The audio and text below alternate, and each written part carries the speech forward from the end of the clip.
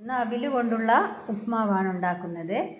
ഇത് അവിൽ കഴിക്കാൻ ഇഷ്ടമില്ലാത്ത കുട്ടികൾക്കെല്ലാം ഇത് ഉണ്ടാക്കി കൊടുത്താൽ അവർ നല്ലോണം കഴിച്ചോളും. അത്രയും ടേസ്റ്റുള്ള ഒരു മാവാണ്. 3 ഗ്ലാസ് അവിലാണ് എടുത്തത്. ഇതിനി ഒന്ന് രണ്ട് പ്രാവശ്യം ഒന്ന് കഴുകിയെടുക്കാം. കഴുകിയിട്ടില്ലെങ്കിൽ ഇതിൻ്റെ അവിലിനൊരു ടേസ്റ്റ് ഉണ്ടാവില്ലേ, ആ ഒരു ഇതിങ്ങനെ ഉപ്മാവിലിങ്ങനെ കൂടുതലായിട്ട് നിൽക്കും. അപ്പോൾ ഉപ്മാവിനൊരു ടേസ്റ്റ് കൊടുക്കില്ല. അതുകൊണ്ടാണ് ഇത് കഴുകണമെന്ന് പറയുന്നത്. അവിൽ നന്നായിട്ട് കഴുകിയെടുത്തത് ഒരു അരിപ്പയിലിട്ടിട്ടുണ്ട്. ഇതിൻ്റെ അകത്ത് നിന്ന് തന്നെ ഇത് നല്ലോണം ഒന്ന് അവിലിനൊരു കുതിർന്ന് നല്ല സോഫ്റ്റ് വരും.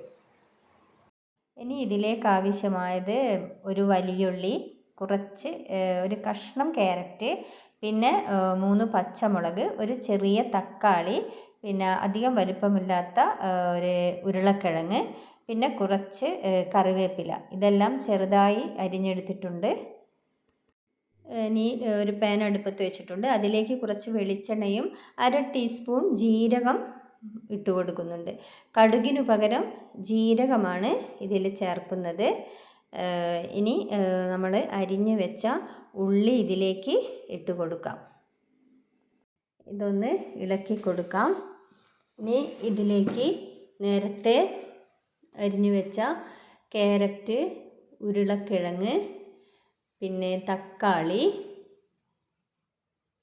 പച്ചമുളക്, കറിവേപ്പില ഇതെല്ലാം ചേർത്ത് നല്ലോണം ഒന്ന് വാട്ടിയെടുക്കണം. ഉരുളക്കിഴങ്ങും ക്യാരറ്റും എല്ലാം ഇതിൽ നിന്ന് തന്നെ നല്ലോണം ഒന്ന് വെന്തു കിട്ടും. വെള്ളം ഒഴിച്ചു കൊടുക്കേണ്ട ആവശ്യമില്ല. പിന്നെ ആവശ്യത്തിനുള്ള ഉപ്പും കൂടി ഇതിലേക്ക് ചേർത്ത് കൊടുക്കുന്നുണ്ട്. എന്നിട്ട് ഇതൊന്ന് നല്ലോണം വഴറ്റിയെടുത്തിട്ടുണ്ട്. ഇനി ഇതിലേക്ക് എടുത്തു വെച്ച നമ്മൾ നേരത്തെ അരിപ്പയിൽ എടുത്തു വെച്ച അവിൽ ചേർത്ത് കൊടുക്കുന്നുണ്ട്. ഇനി ഇതൊന്ന് നല്ലോണം ഒന്ന് മിക്സ് ചെയ്ത് കൊടുക്കാം. ഇതിലേക്ക് ഉപ്പിൻ്റെ കുറവുണ്ടായിരുന്നു, അതുകൊണ്ട് കുറച്ച് ഉപ്പ് കൂടി ഞാൻ ഇതിലേക്ക് ചേർത്ത് കൊടുക്കുന്നുണ്ട്. എന്നിട്ട് നല്ലോണം ഇത് ഒന്ന് ഇളക്കി കൊടുക്കാം. ഇനി ഇതിലേക്ക് കുറച്ച് തേങ്ങ ചേർത്ത് കൊടുക്കാം. തേങ്ങ ചേർത്താൽ നല്ല ടേസ്റ്റാണ്. ഇനി എല്ലാം കൂടി ഒന്ന് നല്ലോണം ഒന്ന് ഇളക്കി കൊടുക്കാം.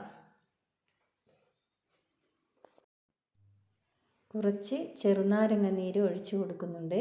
പുളിപ്പ് അധികം ഇഷ്ടമില്ലാത്തവർക്ക് ഇത് ചേർത്ത് കൊടുക്കണമെന്നില്ല. നമ്മളൊരു ചെറിയ തക്കാളി ഇതിൽ ചേർത്ത് കൊടുക്കുന്നുണ്ട്. അതുകൊണ്ട് ചെറുനാരങ്ങ നീരിൻ്റെ ആവശ്യമില്ല. എന്നാലും ഞാൻ ഇതിലേക്ക് ചെറുനാരങ്ങ നീര് ചേർത്ത് കൊടുക്കുന്നുണ്ട്. ചെറുനാരങ്ങ നീര് ചേർത്ത് കൊടുത്താൽ നല്ലൊരു ടേസ്റ്റാണ്.